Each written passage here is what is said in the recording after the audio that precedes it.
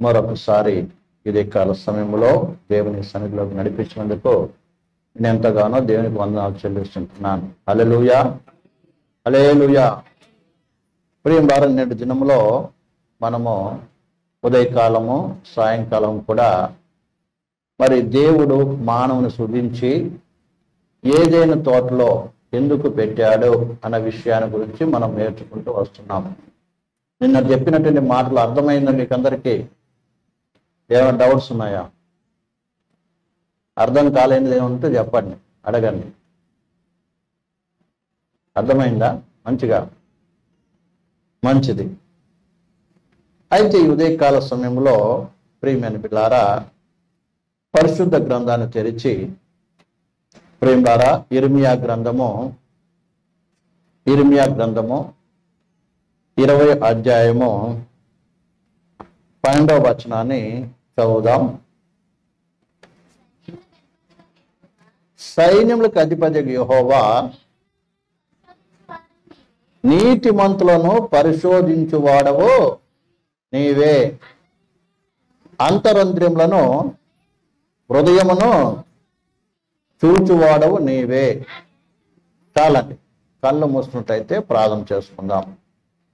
స్తోత్రం తండ్రి, మహోన్నతుడా, మహాపరిశుద్ధుడా, జీవముల తండ్రి, నీ బంగారు పరిశుద్ధ నామమునకు స్తుతులు స్తోత్రాలు చెల్లిస్తున్నాం నాయన. మరోసారి నీ ప్రజలమైన మమ్మును అయా నీ పాసందికి నడిపించే విధానం బట్టి వందనాలు. ఈ ఉదయకాల సమయంలో ప్రభు మీరు మాకు బోధపడండి.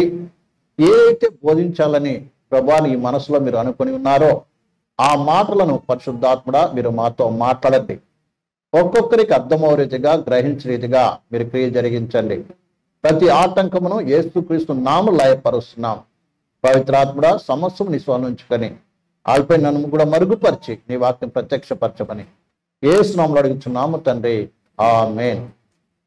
ప్రియమైన బిడ్డలారా, మరి మానవుని దేవుడు సృజించిన తర్వాత దేవుడు మానవుని ఏదైనా తోటలో పెట్టాడు. అర్థమవుతుందండి?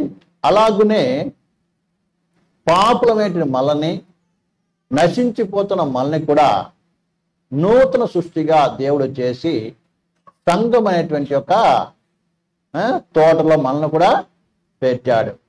ఎందుకు పెట్టాడు అంటే మొట్టమొదట నేర్చుకున్నాము, దేవుడు మనల్ని అలాగే విడిచిపెట్టుకోకుండా నేను నీ పట్ల నేనేం చేస్తున్నాను, ప్రేమిస్తున్నాను, నీ విషయమైన బాధ్యత కలిగి ఉన్నాను. నువ్వేమాత్రం కూడా ఎలాంటి చింత లేకుండా, భయం లేకుండా ఏం చేయాలి, నువ్వు ఉండాలి నా సన్నిధిలో, అంటే ఆయన సంఘములో, ఆయన సన్నిధిలో ఉండాలి అని దేవుడు ఉద్దేశించాడు.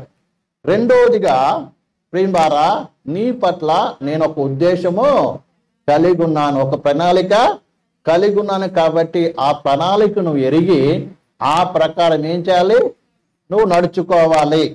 మూడవదిగా నీ ఇష్ట ప్రకారము కాదు, దేవుని సంఘములో దేవుని ప్రజలమైనటువంటి మనము ప్రియులారా మన ఇష్ట ప్రకారం నడవటానికి వీలు లేదు. ఏది చేసినా కూడా ఏం చేయాలి, దేవుని చిత్త ప్రకారము చేయాలి. నువ్వు ఏ పని చేసినా, ఏ కార్యము చేసినా, నీ అనుదిన జీవితంలో నువ్వు చేసే ప్రతి కార్యము కూడా ఏమై ఉండాలి, దేవుని చిత్త ప్రకారం ఉండాలి. అందుకే మనం చేసే ప్రతి విషయంలో మన ఆలోచనలు కావచ్చు, మన ప్రవర్తన కావచ్చు, మనం అడుగు వేసే ప్రతి అడుగు కూడా అర్థమైందా, అది ఆత్మ సంబంధమైనది కావచ్చు, శరీర సంబంధమైనది కావచ్చు, లోక సంబంధమైన విషయాలు కావచ్చు, అన్నీ కూడా దైవ చిత్త ప్రకారం ఏం చేయాలి, చేయడం నేర్చుకోవాలి. అది ప్రతి ఇది కూడా పరిశుద్ధ గ్రంథంలో మనకి దేవుడు ఏం చేశాడు, రాసి ఇచ్చాడు. ఏమి చేయాలి, ఏమి చేయకూడదు అనేటువంటి విషయము ఏం చేశాడు, రాసి ఇచ్చాడు. ఆ ప్రకారం ఏం చేయాలి, మనము జీవించాలి. తర్వాత మూడవదిగా ఏం చేయమని, నాలుగవది ఏం చేశాడు దేవుడు, ఎందుకు పెట్టాడు, మనం నేర్చుకోవాలి. నిన్న సాయంకాలం దినంలో నేర్చుకున్నాం కదా, ఏదైనా తోట ఏం చేయాలి, మనము అనేక విషయాలు నేర్చుకోవాలి. అర్థమైందా? ఉదాహరణకి ఒక సంఘంలో ఉన్న వ్యక్తి ఎవరైనా సరే విశ్వాసులు ఒక తప్పు చేస్తున్నారంటే దాన్ని మనం ఫాలో అవటం కాదు. అర్థమైంది? ఇది నాకు చాలా మంది ఏం చేస్తారంటే, ఒక తప్పు చేశారు అనుకోండి, వారితో పాటు ఆయన చేయింది, నేను చేస్తే ఏమైంది అని తప్పు చేసే వారితో ఏమవుతారు, వీళ్ళు కూడా ఏకీపిస్తారు. అది కాదండి, ఒక వ్యక్తి తప్పు చేస్తున్నాడంటే నువ్వు చేసి ఏం చేయాలి, నేను ఆ పొరపాటు చెయ్యకూడదు, ఆ పాపం చేయకూడదు. ఇంకా అవసరమైతే ఆ తప్పు చేసే వ్యక్తిని, పాపం చేసే వ్యక్తిని ఏం చేయాలి? తిరిగి అతను మన దగ్గర ఆయన ఏం చేయాలి? తిరిగి మన దగ్గర దేవుని దగ్గర నడిపించడానికి ఏం చేయాలి? ప్రయాసపడాలి తప్ప ఒకరిని చూసి ఒకరు పొరపాటు చేయడం కొరకు కాదు. అర్థమవుతుందండి? తర్వాత ప్రియమైన ద్వారా ఐదవదిగా ప్రియం ద్వారా మరి ఐక్యత కాదు, ప్రియం ద్వారా బాధ్యత. నేను నేర్చుకున్నదంతా అదంతా ఏంటంటే ఏదైనా తోటలో ఉండి మనం ఏం నేర్చుకోవాలో ఆ విషయాన్ని గురించి నేర్చుకునేది. తర్వాత ఐదోది ప్రియం ద్వారా బాధ్యత. అర్థమైన సంఘంలో మనకేమున్నాయి? బాధ్యత ఉంది. నేను చెప్పుకున్నాం కదా ఆ విషయం కూడా. ప్రతి ఒక్కరికి ఏముంది? ఆత్మ సంబంధమైన బాధ్యత ఉంది, శరీర సంబంధమైన బాధ్యత ఉంది. అర్థమైందా? సంఘం బాధ్యత ఉంది, మన కుటుంబ బాధ్యత ఉంది, ఇంకా అనేక విషయాల బాధ్యతలు ఉన్నాయి. అర్థమవుతుందండి? ఇవన్నీ ఏం చేయాలి? మనము సక్రమంగా మనము నెరవేర్చాలి. తర్వాత ప్రియం ద్వారా ఆరోది అద్దు కూడా ఉంది. అది కూడా నిన్న దీన్ని చెప్పాం ప్రియం, కాబట్టి నేను అందులోకి వెళ్ళట్లేదు. ఏ అద్దులో నడుచుకోవాలి మనము? దేవుడు మనకు నియమించినటువంటి ఉపదేశము, దేవుని వాక్యం అనే అద్దులో ఏం చేయాలి? మనము ఉండాలి. దేవుడు ఏ వాక్యం అయితే మనకి ఇచ్చాడో దాన్ని ఏం చేయకూడదు? దాటి వెళ్ళకూడదు. ఆయన చెయ్యమన్నది చెయ్యాలి, ఆయన చేయొద్దన్నది ఏం చేయాలి? చేయకుండా మరి దేవుని వాక్యం అద్దులో ఉండాలి. అది మీరితివో ఏమవుతాం? తోటల నుంచి బయటికి వెళ్ళిపోవలసి వస్తుంది. దేవుని దగ్గర నుంచి ఏమో వాళ్ళకు దూరము కావాల్సి వస్తుంది. ఆ విషయం మనము ఆదాము అవ్వలు చేసిన పాపాన్ని బట్టి వాళ్ళు ఏ రీతిగా బయటికి గెంటివేయబడ్డాడో మనకందరికి కూడా తెలిసిన విషయం. అర్థమైందండి? ఇప్పుడు ప్రియమైన ద్వారా ఏడవది ఏంటంటే ఏదైనా తోటలో ఉన్నటువంటి ఆదాముకి అవ్వలు ఏం చేయాలి తెలుసా? ఆయన యొక్క ఆజ్ఞలను కట్టలను ఏం చేయాలి? గై కొనాలి కదా. దేవుడు ఆదామును ఏదైనా తోట నుంచి ఏమి ఇచ్చాడు? ఆజ్ఞలు ఇచ్చాడా? ఆజ్ఞ కట్టలు ఇచ్చాడా? ఇవ్వలేదా? ఇచ్చాడు. ఏమని ఇచ్చాడు చెప్పండి? ఏ ఆజ్ఞలు ఇచ్చాడు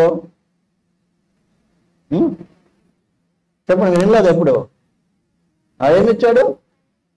మీరు ఈ తోటలోని ఫలాలన్నీ తినొచ్చు. చూడండి, తోట మధ్యలో ఉన్నటువంటి ఒక వృక్ష ఫలము ఏంటిది? మంచి చెడులు తెలివినిచ్చేటువంటి ఫలాన్ని మాత్రం ఏం చేయకూడదు, మీరు తినకూడదు. తింటే ఏమవుతావు? అర్థమైందా? నువ్వు నిత్యం ఏమవుతావు? చచ్చిపోతావు అన్నాడు దేవుడు. ఇప్పుడు దేవుడు చెప్పిన మాటల్లో తినవలసినవి ఎక్కువ ఉన్నాయా, తినకూడనివి ఎక్కువ ఉన్నాయా? చెప్పండి. తినవలసిన ఫలాలు ఉన్నాయి ఎక్కువ, తినకూడని ఫలాలు ఎక్కువ ఉన్నాయా? అర్థమైందండి? అవసరమైతే జీవవృక్ష ఫలాన్ని కూడా తినవచ్చు. మనకు చూడండి, మనం చేయగలిగినవి, మనకి ఉపయోగపడేటివి, అర్థమైంది, మనకి ఆశీర్వాదకరంగా ఉండేటువంటి ఆజ్ఞలు దేవుడు మనకి ఇచ్చాడు. కొత్త నిబంధన సంఘంలో కూడా మనకి ఇవ్వబడిన పోస్టులు ఉపదేశము కూడా ఏం చేస్తారు? మనందరికీ ఆత్మ సంబంధంగా ఏముంది? అభివృద్ధి కలిగించేది. అపోస్తులను, ప్రవక్తలను, బోధకులను, సువార్థికులను ఇవ్వటమే కాకుండా కదా, దేవుడు ఏం చేశాడు? మనకి పరిశుద్ధాత్మ నింపాడు, పరిశుద్ధ గ్రంథాన్ని ఇచ్చాడు, ఇంకెన్నెన్నో ఇచ్చాడు దేవుడు. అనేక వరాలు ఇచ్చాడు దేవుడు మనకి. అవన్నిటిని ఏం చేయాలి? మనము అనుభవించాలి. మనం తినాలంటే చాలా ఉంది. తినడం అంటే అర్థమైనది, దేవుని సంఘములో ఆత్మ సంబంధంగా మనం అనుభవించి సంతోషించవలసినవి ఎన్నో ఉన్నాయి. అర్థమవుతుందండి? కానీ మనం ఏం చేస్తాం? నా పని ఆదివారం రావడం ఒకటే, అంటే వచ్చి ఏం చేయాలి? పాటల పడాలి, వెళ్ళిపోవాలి కాదండి. ఇంకా ఎంతో ఆత్మ సంబంధమైనవి ఏం చేయాలి? మనము అనుభవపూర్వకముగా తెలుసుకోవాల్సిన ఎన్నో ఉన్నాయి. తినడం అంటే ఏంటి అర్థము కదా? అనుభవించడం. అది తింటే నీకేమొస్తుంది? ఆరోగ్యం వస్తుంది, బలం వస్తుంది. అలాగే దేవుని సంఘములో అనేకమైనటువంటి ఉండి అనేకమైన రీతులుగా ఆత్మీయంగా ఎదిగి ఎన్నో అనుభవాలు తెలుసుకొని అందులో మనం ఏం చేయడం, ఆనందించి బలపడవలసిన కార్యాలు ఎన్నో ఉన్నాయి. దాన్ని మనం వదిలేసి ఏం చేస్తామంటే దేవుడు ఏదో వదిలితే అదే చేస్తాం. దేవుడు ఏదంటే అదే చేస్తాం. దాన్ని బట్టి ఏమవుతాం మనము? దేవుడు వద్దన చేస్తే ఏమవుతాం చెప్పండి? దేవునికి మనకేముండదు, సంబంధం ఉండదు. దేవునికి మనకి సంబంధము తెగిపోతుంది. ఆత్మీయంగా ఏమవుతాం, చచ్చిపోతాం. మరి ఇద్దరు వీళ్ళందరం కూడా ఉన్నాం కదా, దేవునికి నీకు ఎంత మంచి సంబంధం ఉంది చెప్పండి? దేవుడు నాతో ఉన్నాడు, దేవునితో నేనేం చేస్తున్నాను, నడుస్తున్నాను, దేవుడు నాతో మాట్లాడుతున్నాడు, దేవుడు నన్ను నడిపిస్తున్నాడు, దేవుడు మా మధ్యలో మా కుటుంబంలో ఉన్నాడు, మా మధ్యలో మా సంఘంలో దేవుని ఆత్మ సంచారము చేస్తున్నాడు. ఎంతమంది అనుభవం కలిగి ఉన్నాం లేదా? లేకపోతే ఎక్కడో తినొద్దన్నది తింటున్నారు అన్నమాట. తినొద్దన్నది అంతేనా? నిజం చెప్పండి. ఒక్కసారి ఉదయకాలం పరిశీలన చేసుకోవాలి. అర్థమైంది? ఎన్నో ఫలాలు ఉన్నాయి. ఫలాలు అంటే ఎన్నో మనకు ఆత్మసమైన విషయాలు పరిశుద్ధ గ్రంథంలో దేవుడు మనకి ఇచ్చాడు. ఆయన సంఘంలో ఉంటూ మనం ఏం చేయాలి, అనుభవించాలి.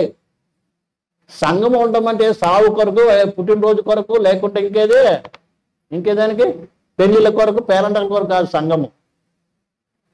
చలో అందుకని ఏం చేస్తారంటే మెంబర్షిప్ తీసుకొని ఏం చేస్తారు, సంవత్సరం అంతా పోకపోయినా సంవత్సరం ఒకసారి అయినా ఏం చేస్తారు, క్రిస్మస్కి వెళ్ళి అటెండ్ అయ్యి వస్తారు. అర్థమైందా ప్రియమైన పిల్లారా? అది కాదు. సంఘము దేవుడు ఎందుకు నియమించాడు, తోటలో ఎందుకు ఆదామును పెట్టాడంటే అనేక వృక్షాలు ఉన్నాయి. అవంతా కూడా మంచివంట. అక్కడ రాయబడిన మాట ఏంటి తెలుసా? చూడండి, చదువుతాం. ప్రియ ఆదికాండము 2:9. ఆదికాండము 2:9. మరియు దేవుడైన యెహోవా ఏంటంట, చూపునకు రమ్యమైనది ఏంటంట, ఆహారం ఏంటిది, మంచిదినైనా ప్రతి వృక్షమును, ఆ తోట మధ్యను జీవ వృక్షమును, మంచి చెట్లు తెరువునిచ్చు వృక్షమును నేల నుండి మొలిపించెను. మరియు ఆ తోటను తరుపుటకు ఏదోల నుండి ఆ ఒక్క నది బయలుదేరను. చాలండి. ఇక్కడ ఏం చూస్తున్నాం మనము? చూపునకు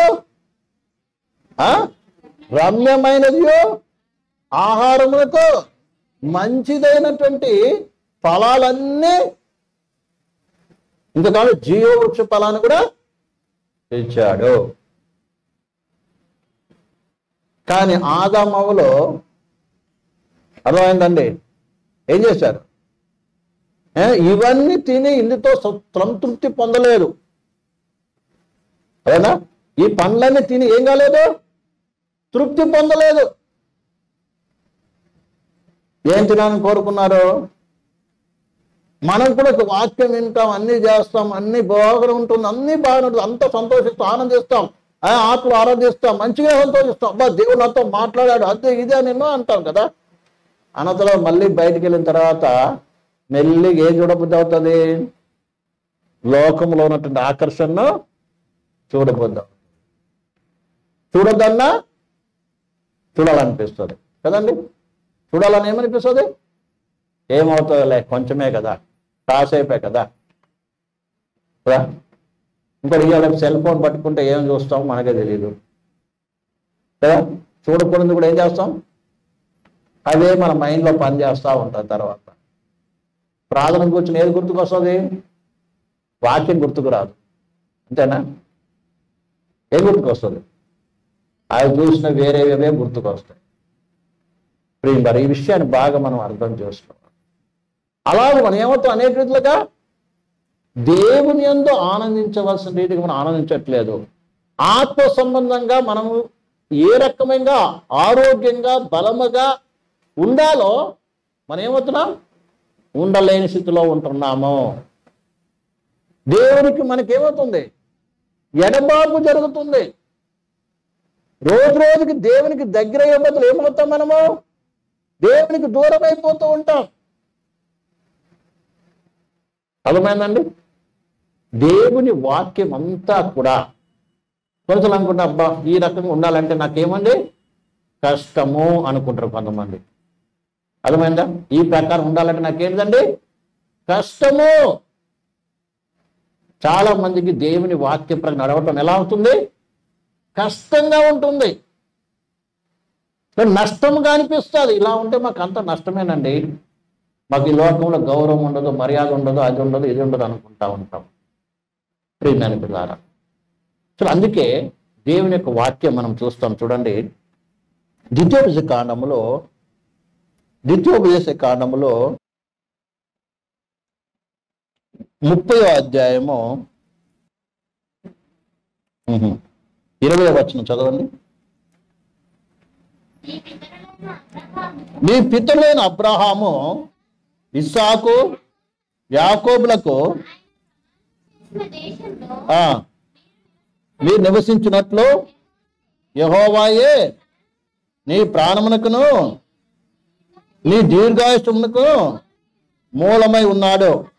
కాబట్టి నీవును నీ సంతానమును బ్రతుకుచు నీ ప్రాణమునకు మూలమైన నీ దేవుడైన యెహోవాను ప్రేమించి ఆయన వాక్యమును విని ఆయన హత్తుకున్నట్లు జీవమును కోరుకొనుడి. చక్కగా ప్రభు సెలవిస్తున్నాడు. ఎవరితో? ఇజ్రాయేలు జనాంగముతో. ఏ జనాంగానైతే, ఏ ప్రజలనైతే 430 సంవత్సరాలు ఐగుప్తులో బానిసత్వంలో ఉన్నారో అలాంటి వారిని దేవుడు విడుదల చేసి బయటికి తీసుకొని వచ్చి వారితో ఏమంటున్నాడంటే, చదవండి మళ్ళీ. నీ పితరులైన అబ్రహాము, ఇస్సాకు, యాకోబులకు ఆయన ప్రమాణము చేసిన దేశములో మీరు నివసించినట్లు యెహోవాయే నీ ప్రాణమునకును. ఆగమ్మా, దేనికంట చెప్పండి, నోడుతో మీరందరూ. ఎవరి ప్రాణానికి? నీ ప్రాణానికి, మన ప్రాణానికి. తర్వాత అమ్మా, ప్రాణమునకు ఏంటిది? ప్రాణమునకు నీ దీర్ఘాయుష్కు. దీర్ఘాయుష్ ఎవరిస్తున్నారు చెప్పండి? దేవుడు ఇస్తున్నాడు. నీకు దీర్ఘాయుష్ కావాలంటే ఏం చేయాలి? ఆయన ఆజ్ఞల కట్టలు గై కొనాలి. ఎస్టీ దీర్ఘాయుష్ కొరకన్నా దేవుడిని నమ్ముకొని నడవాలి. హల్లెలూయా, హల్లెలూయా. అర్థమవుతుంది చెప్పిన మాట. తర్వాత నీ ప్రాణమునకు ఏమంట? మూలమై ఉన్నాడు. నీ ప్రాణానికి ఆధారం ఏంటిది చెప్పండి? నీ ప్రాణమునకు ఆధారం ఏంటిది? దేవుడండి. నేను బ్రతికించాలంటే ఎవరి వల్ల అవుతుంది? దేవుని వల్ల అవుతుంది. దేవుడు మనం బ్రతికిస్తున్నాడు. మన తినే తిండి కాదు. అర్థమైందండి? ఏది బ్రతికిస్తుంది? అందుకే దేవుడు ఒక మాట అన్నాడు, ప్రభువైన యేసుక్రీస్తు ఒక మాట అంటున్నాడు కదా, ఏమని? మనుషుడు రొట్టె వల్ల మాత్రమే కాదు, కానీ దేవుని నోటి నుండి వచ్చే ప్రతి మాట వల్ల జీవిస్తాడు. నీకు దీర్ఘాయుష్తో జీవించాలంటే నువ్వేం చేయాలి? దేవుని వాక్యమును ఏం చేయాలి? గై కొనాలి. ఆయనే నీకు ఆధారము. నీ ప్రాణానికి మూలం ఎవరు? దేవుడండి. అందుకే మరణ జీవాలు యెహోవా వశము. నువ్వు బ్రతకాలన్నా చనిపోవాలి ఎవరి చేతిలో ఉంది? దేవుని చేతిలో ఉంది. ప్రియమైన బిడ్డలారా, దేవుని చేతిలో ఉంది. డాక్టర్ చేతిలో లేదు, కరోనా చేతిలో అంతకన్నా లేదు. ఈ విషయాన్ని ప్రతి ఒక్కరు బాగా అర్థం చేసుకోవాలి. ఎందుకంటే నువ్వు మరణించాలన్నా జీవించాలన్నా ఎవరి చేతులు ఉంది చెప్తున్నారా? ఈ కరోనా దెబ్బకి ఎంతో మంది మంచి మంచి యవ్వనస్తులు చచ్చిపోయారు కదా, చెప్తున్నారండి. వృద్ధులైన వారు కొంతమంది బ్రతికారు. అర్థమైంది? దేవుని కృపను బట్టి కదా మనల్ని కూడా దేవుడు ఏం చేశాడు? కాపాడుతూ వస్తున్నాడా? వస్తున్నాడా? ఎవరు కాపాడుతున్నారు? దేవుడు కాపాడుతూ వస్తున్నాడు. అందుకే మన విశ్వాసం ఎవరి మీద ఉండాలి? దేవుని మీద విశ్వాసం నుంచి నడుచుకోవాలి. నీ ప్రాణానికి మూలం ఆయన. తర్వాత ఇంకా చదవండి. కాబట్టి నీవును నీ సంతానమును బ్రతుకుచు నీ ప్రాణమునకు మూలమైన ఈ దేవుడైన యెహోవాను ప్రేమించి ఆయన వాక్యమును విని ఆయనంట అత్తుకోవాలంట. అత్తుకున్నట్లు ఏం కోరుకోండి? జీవమును కోరుకోండి. యేసయ్యను అత్తుకోవాలి. నువ్వు దేవుని అత్తుకోవాలి. అత్తుకోవాలంటే అర్థమైంది? ప్రభా నీవి మాట ఇచ్చావు, ఆ ప్రకారం ఏం చేస్తాను? నడుస్తాను. ఆ రకంగా నేనేం చేస్తాను?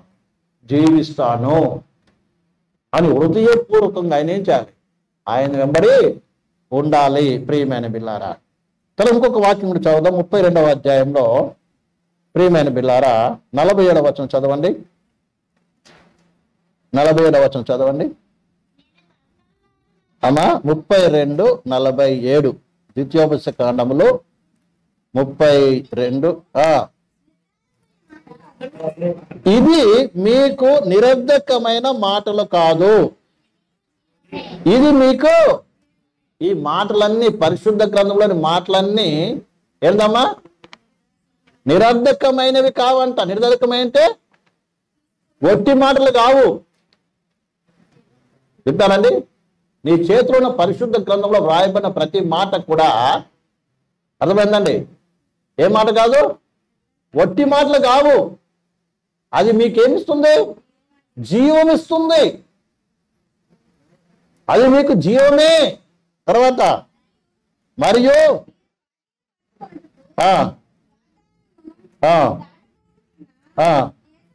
దేశంలో దీన్ని బట్టి ఏమవుతాడు? దీర్ఘాయుష్మంతుడు. ఏ స్థానంలో అయితే నువ్వు పెట్టాడో దేవుడు ఇజ్రాయెల్కు ఏ ప్లేస్ ఇచ్చాడో? కానాను ప్రదేశంలో ఉంచాడు కదండి. కాబట్టి ఏ స్థలంలో మీరు పెట్టానో ఆ స్థలంలో దీర్ఘాయుష్మంతులు అవ్వాలంటే ఏం చేయాలి? మీరు నా ఆజ్ఞలను కట్టలు మీరు ఏం చేయాలి?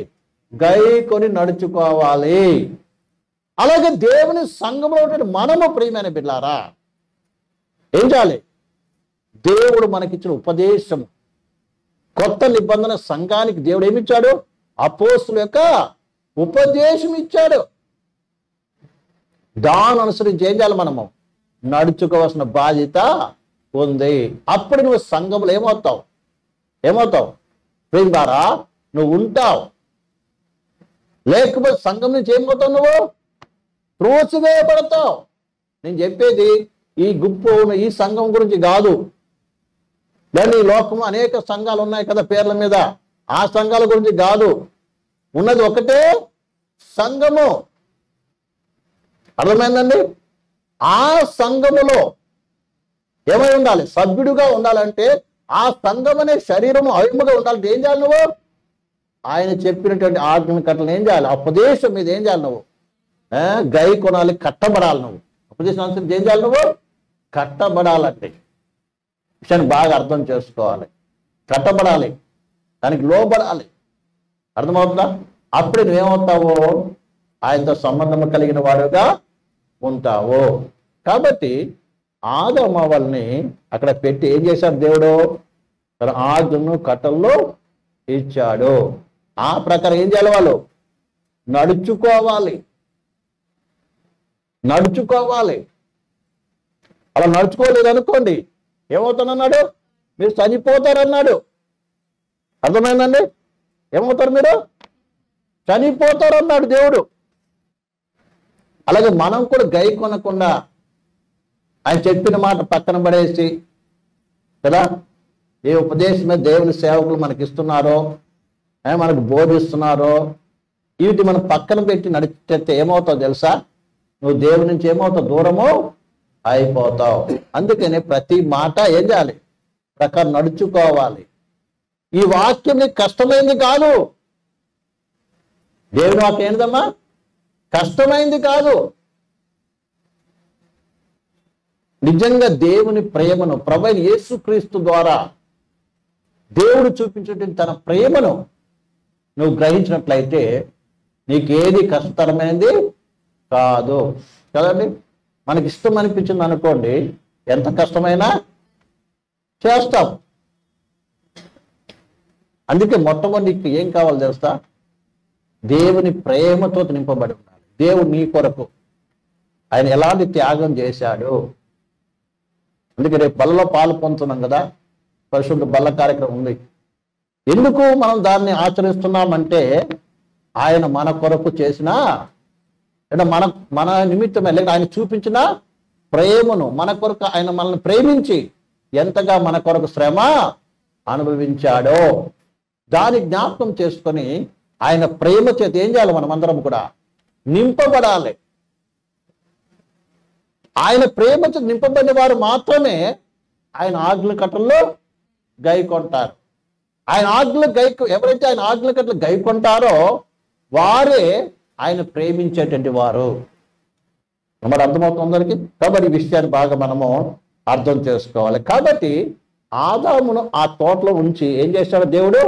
అతనికి ఆజ్ఞలు కట్టలు కూడా ఇచ్చాడు. అర్థమైందండి? ఆజ్ఞలు గైకొంటే ఏమవుతావు, గైకొనకపోతే ఏమవుతావు కూడా దేవుడు వారికి చెప్పేశాడు ప్రేమ ద్వారా. అలాగే దేవుడు మనకు కూడా ఏమి ఇస్తున్నాడు? ఉపదేశం ఇచ్చాడు. ఆ ఉపదేశం అనుసరించి ఏం చేయాలి? మనమందరం కూడా జీవించడం నేర్చుకోవాలి. అర్థమైందండి? అందుకే యేసు ప్రభు కూడా అన్నాడు, నా యందు మీరు మీ యందు నా మాటలు నిలిచి ఉండనివ్వండి. నాకు వేరుగా ఉండి మీరేమియో చేయలేరు. వేరుగుండి అర్థమైనది, నువ్వు ఆయన మాటలను పెరచవిని పెట్టి నీ ఇష్ట ప్రకారం జీవిస్తే నీకు ఆయనకి ఏముండదు, సంబంధం ఉండదు. చివరికి ఎండిపోతావు. ఎండిపోవడం అర్థమైనది, నీ హృదయంలో శాంతి సమాధానం ఉండదు, ధైర్యం ఉండదు, ఆనందం ఉండదు, దైవ విషయాలు ఏముండదు, ఆసక్తి ఉండదు. అర్థమైందా? చివరికి నువ్వు వ్యక్తిగతంగా ప్రార్థన చేయలేవు, దేవుని వాక్యాన్ని నువ్వు చదవలేవు, చదివినా నీ మనసులో ఉండదు. ఏదో వస్తున్నాం పోతున్నాం, మళ్ళీ అందరూ ఏమనుకుంటారు అనేటువంటి యొక్క అభిప్రాయం ఏం చేస్తాం? వస్తుంటారు. కొంతమంది ఏమనుకుని వస్తారంటే, ఏదో తెలియక ఏ సైడ్ నమ్ముకున్నాము, ఇప్పుడు ఎలాగో వెనకకైతే పోలేము, పోతే మళ్ళీ అందరికి కూడా దృష్టిలో ఏమవుతాం? అవమానం పడతాం, అందరూ అడుగుతారు. ఇంకొకటి మా బంధువులందరూ కూడా యేసుని నమ్ముకున్నారు కాబట్టి మేము తప్పకుండా ఏం చేయాలి అంతే అనుకుంటారు చాలామంది. అలా నడిచే వాళ్ళు కూడా ఉంటారు దేవుని సంఘంలో. వారికి దేవునికి ఏం లేదు, సంబంధం లేదు. రేపు ఏసవి వచ్చినప్పుడు వాళ్ళందరూ ఏమవుతారు? విడిచిపెట్టబడతారు. ఈ విషయాన్ని బాగా అర్థం చేసుకోవాలి. ప్రియులారా, 8వది ప్రియులారా, ఇందాక చదువుకున్నాం కదా, ఇర్మియా గ్రంథము 20వ అధ్యాయం 12వ వచనం చదవండి మళ్ళొకసారి.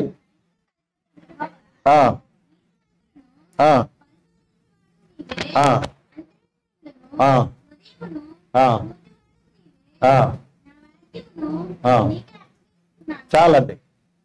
ఇంకొకటి ఏంటంటే, కేవలము దేవుడు అన్ని ఇవ్వటమే కాకుండా ఆజ్ఞలు ఇవ్వకుండా ఏం చేశాడు? పరీక్షించడానికి పెట్టాడు. అర్థమైందని? మన దేవుడు ఎవరు తెలుసా? దేవుడు ఎవరండి? దేవుని లక్షణాల్లో ఒక లక్షణం ఏంటి తెలుసా? పరీక్షిస్తాడు. అర్థమైందండి? దేవుడు ప్రతి ఒక్కరిని ఏం చేస్తాడు? పరీక్షిస్తాడు. అర్థమవుతుందండి? ఆదాము వాళ్ళకు కూడా ఏంటిది? పరీక్ష ఉంది. అందుకే దేవుడు ఏం పెట్టాడు? 2 చెట్లు పెట్టాడు అక్కడ. నువ్వేమి కోరుకుంటావో నువ్వు ఇష్టం. అర్థమైందా? అన్ని దేవుడు ఇచ్చిన తర్వాత దేవుడు ఏం పెడుతున్నాడు? పరీక్ష కూడా పెడుతున్నాడు. అర్థమైందా? హృదయమునంతా అంతరంగమును ఏం చేస్తాడు? దేవుడు పరీక్షిస్తున్నాడు. ఇజ్రాయేల్ ప్రజలను కూడా దేవుడు 40 సంవత్సరాలు ఏం చేశాడు తెలుసా? నడిపించాడు అరణ్యంలో. ఎందుకు నడిపించాడు తెలుసా? దేవుడు అనేక మేలు చేశాడు కదా. దేవుడు ముందు ఏం చేశాడమ్మా? అనేక మేలు చేశాడు. మేలు జరిగినప్పుడల్లా ఏం చేశారు వీళ్ళందరూ? ఎంత సంతోషమో, ఎంత ఆనందమో, ఎంత గొప్ప సాక్ష్యమో, ఎంత గొప్ప ఆరాధన కదండి. ఎరసం దాటంగా అబ్బా అందరు తంబూర పట్టుకొని ఏం చేశారు? నాట్యమాడుతూ దేవుని చూస్తారు. అర్థమైందా? ఆ తర్వాత 3 రోజుల తర్వాత ఎక్కడికి వచ్చారు? ఎక్కడికి వచ్చారండి? మారా దగ్గరికి వచ్చారు. దాహం బాగా వేస్తుంది. తాగుదామంటే ఏం లేదు, నీళ్ళు లేదు. తాగుదామంటే నీళ్ళు లేదు. నీళ్ళు దొరికితే చేదు నీళ్ళు. అప్పుడు పాటలు ఎడిపోయినాయి. అప్పుడు ఆరాధన ఎడిపోయింది. అర్థమైందండి? అప్పుడు పాట ఎడిపోయింది. పాటగాలు ఏమొచ్చింది? లోపల నుంచి ఏమొచ్చింది? సనుగుడు, గొనుగుడు. దేవుని ఎంతగా పాటలు పాడుతున్నావో, ఎంతగా ఆరాధిస్తున్నావో ద్వారా దానిని కూడా దేవుడు ఏం చేస్తున్నాడు? చూసు. ఇది పై నుంచి ఇక్కడి నుంచి వస్తుందా, లేకుంటే ఇక్కడ లోపల కడుపులో నుంచి లోపల నుంచి వస్తుందా? వింటున్నారండి? పైకి వస్తుందా? ఇప్పుడు మన పాడేట పాటలు కానీ, ఇంకా ప్రార్థన కానీ, మనం చెప్పే సాక్ష్యం కానీ ఎక్కడి నుంచి వస్తుంది? అది తెలవాలి, పరీక్షించాలి. అందుకే పరీక్షలు వస్తాయి దేవుడు. అర్థమైందా? పరీక్షిస్తేనే ఏమవుతావు? ఇప్పుడైతే పరీక్షలే లేకుండా అయిపోయినాయి చదువుకునే పిల్లలకి కదా. హల్లెలూయా. చాలా మంది సంతోషపడుతున్నారు, చాలా మంది బాధపడుతున్నారు. ఎవరికి సంతోషం, ఎవరికి బాధ చెప్పండి? పరీక్షలు లేకపోతే ఎవరికి సంతోషం, ఎవరికి బాధ? చదవని వాడికి సంతోషం, చదువుకున్న వాడికి బాధ. అర్థమైందండి? ప్రేమ. అలాగే పరీక్షలో వద్దు అనుకుంటారు. ఎవరు దేవుని వాక్యం మీద మనసు పెట్టి నడవకుండా ఉంటారు చూడండి, వస్తూ పోతుంటారు చూడండి. అంటే వారు ఏమనుకుంటారు? ఏం ప్రార్థన వాళ్ళకి? అయ్యా పొద్దున్న లేవని ఏ బాధ రాకూడదు ప్రభా, ఏ కష్టం రాకూడదు ప్రభా, ఏ నొప్పి రాకూడదు ప్రభా, ఏం ఉండవద్దు ప్రభా, అనుకున్నంత మంచిగా జరగాల ప్రభా. ఇదే ప్రార్థన ఉంటుంది. అర్థమైందండి? అలాంటి వాళ్ళు వచ్చిందనుకో ఏమో దెబ్బకి వెళ్ళిపోతారు. కానీ నిజంగా దేవుని బైబిల్ కలిగి ప్రభు కొరకు ఏం చేయాలి? నేను జీవించాలి. ప్రభు నన్ను రక్షించుకున్నాడు. ఎందుకు? దేవుడు నాకు ఉపదేశం నాకు ఇచ్చాడు. ఆ ప్రకారం ఏం చేయాలి? నేను జీవించి ఆ ఉన్నతమైన స్థాయికి ఏం చేయాలి? నేను ఎదగాలని నిజముగా ప్రభువుని ప్రేమించేవాడు, ప్రభువుని వెంబడించేవాడు, ప్రభు కొరకు తన జీవితాన్ని నిజముగా సమర్పించుకున్న వ్యక్తి అయితే ఎలాంటి శ్రమకి, ఎలాంటి బాధకి, ఎలాంటి పరీక్షకి ఏం చేయడు? భయపడడు. హల్లెలూయా. భయపడండి. భయపడడు. శ్రమలకు భయపడు, కష్టాలకు భయపడు, నిందలకు భయపడు, అవమానానికి భయపడ్డు, దేనికి భయపడ్డు. ఇంకా ఏమనుకున్నాడంటే ఇవన్నీ నా ప్రభు నా కొరకు ఎన్నో భరించాడు, నేను అనుభవించేది ఏంటిది? అంతే కదా. ప్రభు నీ కొరకు భరించాడు లేదా? ఎంత బాధ, ఎంత వేదన, ఎంత భయంకరముగా కదా. అందరి ముందు ఎంతో అవమానపరచబడ్డాడు కదా. ఎంత భయంకర అవమానాలు భరించాడు. అలాగే శరీరంలో ఎంత నొప్పిని భరించాడు ఆయన కదా. ఆ శిలువ మీద 39 కదా. గెత్సెమనే తోటలో ఆయన పట్టుకున్నది మొదలుకొని ఆయన్ని ఎన్నో రకాలుగా ఏం చేశారు? ఆయన్ని బాధ పెట్టారు కదా, గుద్దారు, ముఖం మీద గుద్దారు. అర్థమైందండి? ఉమ్మి వేశారు కదా. 39 కొరడా దెబ్బలు కొట్టి శరీరం అంతా చీల్చేశారు. తర్వాత దాదాపు 150 కిలోల బరువు ఉన్నటువంటి ఆ సిలువను దాదాపు 2-3 కిలోమీటర్ల దూరంలో ఏం చేశారు? ఆయన్ని మోపించారు. అది కూడా మనలాగా దారి కాదండి, రోడ్డు కాదు. ఆ యెరూషలేము మీద ఎలా ఉంటుంది? ఎత్తు కొండల ప్రాంతం. అలా కొండ మీద తీసుకెళ్ళారు. ఎక్కడికి? ఆ గొల్గోతా కొండపైకి ఇలా తీసుకెళ్ళి ఏం చేశారు? సిలువను వేశారు. మేకులు ద్వారా ఏం చేశారు? 2 చేతులకు మేకులు కొట్టి, కాళ్ళు రెండింటికి ఏం చేశారు? మేకులు కొట్టి వేలాడదీశారు. ఆ వేలాడ తీసినప్పుడు ఆయన ఎముకలన్నీ కూడా ఏమైపోయినాయి? ఎక్కడికెక్కడ పార్ట్స్ ఏమైపోయినాయి? విడిపోయింది. మన ఏదైనా కొంచెము ఏలో యొక్క బెనికింది అనుకోండి, ఎంత నొప్పి అనిపిస్తుంది చెప్పండి? మీకు ఎప్పుడైనా అనిపించింది? ఎప్పుడైనా బెనికిందా? ఎప్పుడన్నా బెనకడమో, ఎమ కదిలిపోవటమో కదా, ఎంత నొప్పి అనిపిస్తుంది. అలాంటిది శరీరంలో అన్నీ విడిపోయింది. ఎంత నొప్పి భరించాడు ప్రభు మన కొరకు. ఇదన మనకి ఏదైనా చిన్న నొప్పి వచ్చింది అనుకోండి, ఏమైపోతాం? అయ్యో అయ్యో అయ్యో అనుకుంటాం కదా. ఎంత అవమానపరిచారు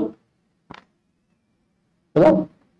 యేసు ప్రభుని ప్రియమైన పిల్లారా, తన వస్త్రమంతా తీసివేసి దిగంబరిగా ఆ యొక్క శిలువ మీద ఏం చేశారు? కొండ మీద. అంటే అందరికి కనబడాలని. ఎందుకు కొండ మీద వేశారు తెలుసా? అందరూ చూడాలని. ఇంకొకటి, ఆ ప్రదేశం ఎలాంటిదంటే 3 ఖండాల నుంచి కూడా, అర్థమైందా? అటు ఐరోపా ఖండం నుంచి వచ్చే ప్రజలు కానీ, ఇటు ఆఫ్రికా నుంచి కానీ, ఆసియా ఖండం నుంచి వచ్చే వాళ్ళందరూ వచ్చి ఏం చేయాలి? అక్కడి నుంచి కలిసి ఎక్కడికి రావాలి? యెరూషలేములోకి రావాలి. అంటే ఇక్కడ అది క్రాస్ రోడ్. ఇక్కడ ఏమంటారు? క్రాస్ రోడ్ ఏమంటారు? క్రాస్ అడ్డ రోడ్ కదా. 3 రోజులు కలుస్తాయి కదా. అలాంటి స్థలంలో యేసు ప్రభుని వేశారు. ఎందుకంటే ఈయన అందరూ చూడాలి. అందరూ ఏమంటున్నారు? అయ్యో పాపం అన్నారు. ఎవరన్నా? ఎవరు అనలేదు. చూసేవాళ్ళందరూ ఇప్పుడే వీళ్ళందరూ రక్షిస్తానంటున్నాడు. ఇప్పుడు ఈయననే రక్షించుకోలేకపోతున్నాడని ఒకడు అంటున్నాడు. ఒకరు అంటున్నారు, ఏమన్నారు? నువ్వు దేవుడు కదా, దిగిరా, మేమేమవుతాం, నిన్ను నమ్ముతాం అంటున్నారు. అర్థమైందండి? ఇక ఒక్కరికొక్కరు ఏమవుతున్నారు? ఎవరికి వారు ఆయన మీద దయదలిచేవారే లేరండి ఎవరు. అంతగా ఏం చేశాడు? అవమానపరచబడ్డారు.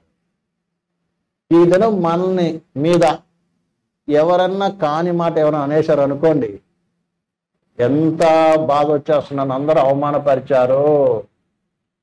అర్థమవుతుందా? ఏమనుకుంటాం మనము? అయ్యో ఎంత అవమానము అని ఏం చేస్తాం మనము? ఎంతో బాధపడిపోతాం. చిన్న దెబ్బ తగిలితే అబ్బో యేసయ్య నమ్ముకుంటే నాకు ఈ దెబ్బ తగిలిందని ఏం చేస్తాం? నొప్పి బాధపడిపోతాం. అర్థమైందండి? చిన్న అవమానాన్ని మనము తట్టుకోలేం, చిన్న బాధను తట్టుకోలేం. విషయాన్ని బాగా అర్థం చేసుకోవాలి. నీ కొరకు యేసు అంత శ్రమ అనిపించినప్పుడు నీకు వచ్చేటువంటి శ్రమ, అవమానాలు ఏ మాత్రం కూడా ఏంటి కాదు, గొప్పది కాదండి. నిజంగా నువ్వు అర్థం చేసుకుంటే ప్రభువుని వెంబడించడానికి నువ్వేమాత్రము వెనుకంజ వేయవో. ఎవరు ఏమనుకుంటా నాకేందులే, నేను ప్రభువుని వెంబడిస్తాను. నా భర్త ఏమని అనుకోని, భార్య ఏమని అనుకోని, పిల్లలు ఏమని అనుకోని, మా బంధువులు ఏమని అనుకోని, నా కులస్తులు ఏమని అనుకోండి, మా ఊరిలో ఏమైనా అనుకోని, నా ఆఫీసులో ఎవరేమని అనుకోని, నా ఉద్యోగం ఉండి ఊడిపోని, నాకేం కావాలి? నన్ను ప్రేమించిన నా ప్రభు నాకు కావాలి అని ఏం చేస్తావు? నువ్వు వెంబడిస్తావు, ప్రభువును జీవిస్తావు. అదే నువ్వు ప్రభువుని ఏం చేసినట్టు, ప్రేమిస్తున్నట్టు. హల్లెలూయా. ఆ ప్రేమను అరిగితే నువ్వు మారు మనసు పొందడానికి వెనకాడవు, బాప్తిజం పొందడానికి వెనకాడవు. నా కొరకు ప్రాణం ఇచ్చాడు దేవుడు, నేను నశించిపోకుండా నరకానికి వెళ్ళకుండా నన్ను కాపాడడం కొరకు నా కొరకు ఏం చేశాడు? ఆ కల్వారి సిలువలో ఘోరమైన శ్రమ నా కొరకు అనుభవించాడు. ఇంత త్యాగం చేసిన ఆయనకు నా జీవితాన్ని అప్పగించుకోకపోతే నేను నిత్యం నరకానికి తప్ప ఇంక దేనికి పనికిరాలని నువ్వు అర్థం చేసుకుని ఏం చేస్తావు? నువ్వు వెన్న ఏం చేస్తావు? మారు మనసు పొందుతావు. నీ పాపాలు ఒప్పుకొని నీ కోరికలు నీ ఇచ్చలు విడిచిపెట్టి ఏం చేస్తావు? నువ్వు ప్రభు తట్టు నువ్వు తిప్పబడి ప్రభుకు జీవించాలనేటువంటి ఒక దృఢమైనటువంటి యొక్క తీర్మానం నువ్వు చేసుకోగలవు. ప్రార్థన చేసుకుందాం. మహోన్నతుడైన తండ్రి, మహాపరిశుద్ధుడా, జీవముల తండ్రి, ఈ 2 దినములకు కూడా ప్రభువా నీ ప్రజలమేంటంటే మాతో మీరు మాట్లాడినటువంటి ఒక్కొక్క మాటను బట్టి నీకు వందనాలు చెల్లిస్తున్నాను. మా ముందు ఆదామును జ్ఞాపకం చేసి ఆదామును స్తుతించి ఏ రీతిగా అయితే తోటలో పెట్టావో ఆ తోటలో పెట్టడం వెనుకున్నటువంటి నీ ఉద్దేశము, నీ సంకల్పాన్ని ప్రభువా మాకు తెలియపరిచినందుకై నీకు వందనాలు చెల్లిస్తున్నాను. అదే రీతిగా ప్రభు కొత్త నిబంధన సంఘం ఏంటంటే మమ్మల్ని సంఘం అనే తోటలో మమ్మల్ని రక్షించి సంఘంలో చేర్చి ఏ ఉద్దేశముతో మమ్మల్ని చేర్చావో, సంఘముగా ఏర్పాటు చేశావో, ఒక ప్రత్యేకమైన గుంపుగా మీరు మమ్మల్ని చేశారో ప్రభువా, ఆ ఉద్దేశాలను మీరు మాకు ఒక్కొక్కటి తెలియపరిచే విధానం బట్టి వందనాలు. అట్రీతిగా ఇక్కడ ప్రజలందరూ కూడా ప్రభు నేను బైబిల్ కలిగి దగ్గర నేర్చుకొని నా మహిమ కొరకు ప్రభు ప్రత్యేకమైన వారిగా నీకు నివాసస్థలముగా ఈ యొక్క విశాఖపట్నం ప్రాంతంలో ప్రభు అయ్యా ఒక ప్రత్యేక గుంపుగా నీకు సాక్షిగా నీ నామానికి మహిమ తెచ్చేటువంటి పాత్రలుగా ఇక్కడ మోకరించిన ఒక్కొక్కరిని కూడా ప్రభు మీరు ప్రతిష్ఠించమని, ఆశీర్వదించమని, బలపరచమని, నిలబెట్టమని ప్రార్థిస్తున్నాను. పసిపిల్ల జ్ఞాపకం చేసుకోండి, ప్రతి యవనస్తులు జ్ఞాపకం చేసుకోండి, ఇక్కడ ఒక్కొక్క కుటుంబస్తులను జ్ఞాపకం చేసుకోండి. అందరినీ కూడా ప్రభు నీ మహిమ కొరకు నిలబెట్టండి. ప్రత్యేకమైన వారిగా నీ కుమారులుగా, నీ కుమార్తెకు ఉండేటువంటి భాగ్యాన్ని ఒక్కొక్కరికి అనుగ్రహించండి. నీవే మా అందరికీ దేవుడై ఉండి మమ్మల్ని నడిపించాలని ఒక్కొక్కరిని మా అందరినీ కూడా నీ అస్ముకు సమర్పిస్తూ మీరే మా ముందు నడిపించాలని, నీ నామానికి మహిమ తెచ్చుకోవాలని, మా ద్వారా ప్రత్యేకించి చిన్న గుంపు ద్వారా ప్రభు నీ నామానికి మహిమ తెచ్చుకోవాలని నీ అస్ముకు సమర్పిస్తున్నాం. ఇక్కడ పరిచయం చేయడానికి తమ అప్పగించినటువంటి నీ సేవకులు కూడా జ్ఞాపకం చేసుకొని అభిషేకించి ఇంకా బలపరిచి ఇంకా అనేక మంది సమకూర్చడానికి నీ రాజ్యం కొరకు ఆయుక్తం చేయడానికి కృపదైత్యమని నడిపించమని ఎల్పిన నాకు నువ్వు ఇచ్చినటువంటి ఈ ధన్యత బట్టి వందనాలు స్తోత్రాలు చెల్లిస్తూ సమస్తమైన మహిమా ఘనత ప్రభావం ఆరోపిస్తూ యేసు నామములో అడిగి ప్రార్థిస్తున్నాం తండ్రి, ఆమేన్. మన తండ్రి అయిన దేవుని ప్రేమయు, కుమారుడైన యేసు క్రీస్తు కృపయు, పరిశుద్ధాత్మక అన్యోన్య సహవాసము కూడుచున్న మనందరికీ ఒక సకల పరిశుద్ధులకు కూడా ఆయన రాకడ పర్యంతము తోడై ఉండి నడిపించును గాక. ఆమేన్. అందరికి కూడా యేసు క్రీస్తు నామములో వందనాలండి.